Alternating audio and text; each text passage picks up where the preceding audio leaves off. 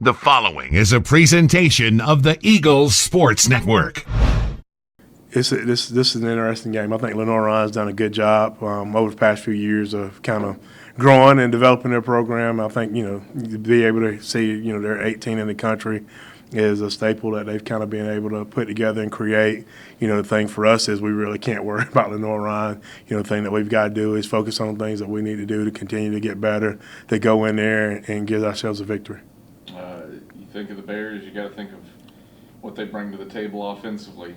Dwayne McGee, third among all active players in all divisions and rushing yards per game. You got two first-team all-sack receivers, and DeAndre Lester and Keelan Parsons. Grayson Willingham finally graduated, but the skill positions are as talented as it gets. How do you slow down what's typically a dynamic offense? They do have a really talented roster at receiver. Those guys are dynamic. They do a good job. They work to get open. And then McGee was Offensive Player of the Year, Freshman of the Year last year. I know he had a great game against us last year, but when we meet with other conference coaches to kind of see that his sentiment was unanimous basically across the league. But for us, I think it's still about, staying low, doing the fundamental things right, continue to work to change the line of scrimmage.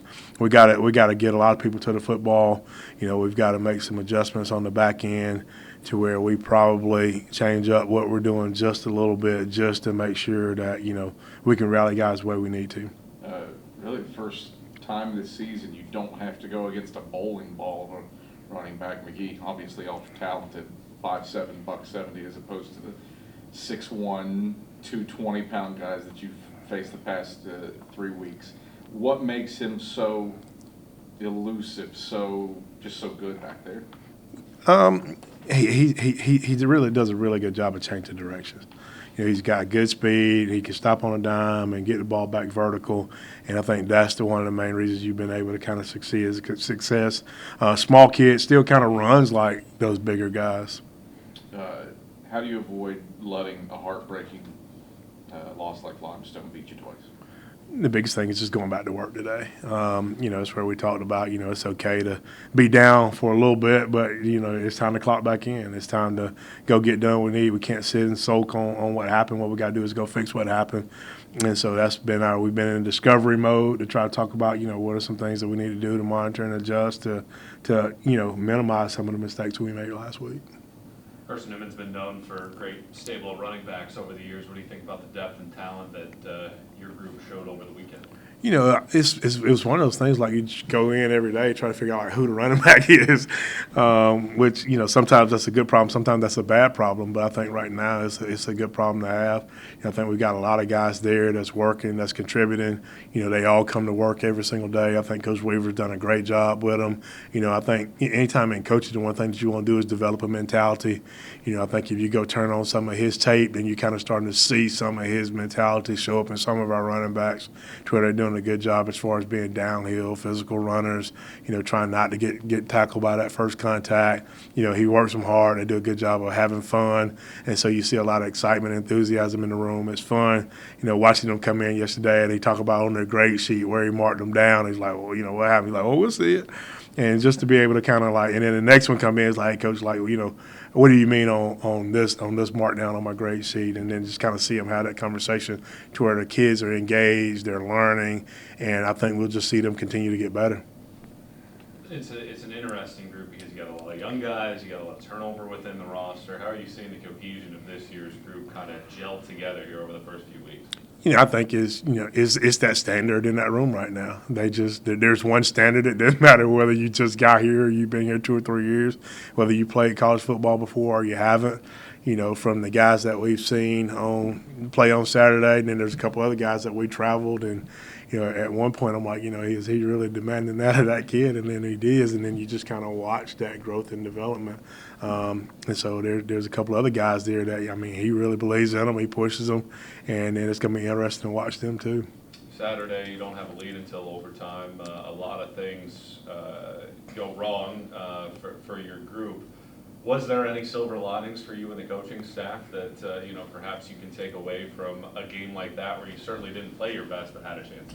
Yep, I think there are a lot. I think the one that really sticks out to me is just they never really flinched. They never didn't think we were going to win the football game. The most frustrating thing to me, honestly, is the first play, the kickoff, to where we bobble it, and then we wind up with the ball on the 6, and then we immediately give up the punt return. So in my head, like, that's the cycle in the series that plays, because one thing you always want to do is get off to a good start. But, like, it didn't bother them. As the coach, I'm like, I'm growling, but it didn't bother them. It was like, let's go down, let's put the ball in the end zone, and then we immediately go down, we move, we score, and essentially, you get the game back to 0-0, and let's go play ball from here. But even down by 5 at halftime, I mean, we're still, as many mistakes as we made, we're still within a touchdown of kind of taking control of the football game. But then we never stopped making those little mistakes. Some of the mistakes we made, I think, were kids trying to give great effort. And so but we've just got to give great effort and, make sure we get in front of a guy or pull off of a guy, in a position to make a block, but we can't see his eyes. And so, the mistakes that we made, they weren't, guys just being selfish. I think it was guys trying to give us a good effort to win the football game, and you just got to curb those. How do you get off to a fast start this weekend? I think it's the same thing. I mean, that's what we talked about in our meeting. It really still goes back to doing the little things well. I think we're off to a great start. I think we're this far from a great start. I hate picking at Major on that, but, if he moves this far over and catches the ball in the middle instead of, like, letting it hit on the side, then, we get a decent return. And, who knows what happens in a football game. So it goes back to just us focusing on, like, not making those little errors and being comfortable in a situation where we just need to focus and go to work. To beat LR this weekend, what are one or two things that absolutely happen for you, that need to happen for your team? We've still got some of the big plays that we've left on the field. We've got to connect on a couple of those. We still have to make sure that we can run the football and control the clock. I think defensively, we've got to sure up tackles, and we can't have miscommunications on the back end because they will take advantage of them. You kind of alluded to it with the running back room, but Devonte Brackett, he was a late addition to the travel roster at West Georgia, and here 3 games into, like, really 2.5 for how sparingly he played against the Wolves. He's putting up Carson-Newman feature back numbers, 10 carries, 60 yards. What has he done to so quickly work himself into the rotation from late travel squad addition to he's getting significant touches? Yep. Devonte played in a good program. He played at Hoover in Alabama. So that's one thing I think that sticks out is, he's played good football. He's played in big football games before. And so that's one of the qualities that you look for when you're out recruiting. The biggest problem with him is he showed up out of shape. We felt like he had a talented guy, but he showed up a little bit heavier than we anticipated and would like to have. But, the thing over and over and over, pushing him to, hey, like, you aren't where we want to be, you aren't where you want to be. But if you'll do, I know Coach Weaver, it sounds rough when he's asking you to run an extra 20 yards every run. But if you'll do that, for the next 4 or 5 weeks, then, you kind of work yourself into shape. And so going into West Georgia, we still had some concerns over, is he where he needed to be? But then now you look at this game, even from that point, it's been 2 weeks since then to where he's been able to kind of, develop himself, push himself to kind of get a little bit better condition to where he can make some of the cuts that, like when we're out of shape, sometimes if I wanted to play a game today, like I see the hole, I just couldn't make the cut to get in it. And it doesn't matter whether you're 42 or if you're 22, if you aren't conditioned to do that, then it just won't happen. But now you kind of see him play himself into shape to where he can help us. You look at LR, I mean, for years, their offense has been good. Their defense here of late has been really good. Limit the defending national champions to 28 points, a sack, and 56 straight weeks of football.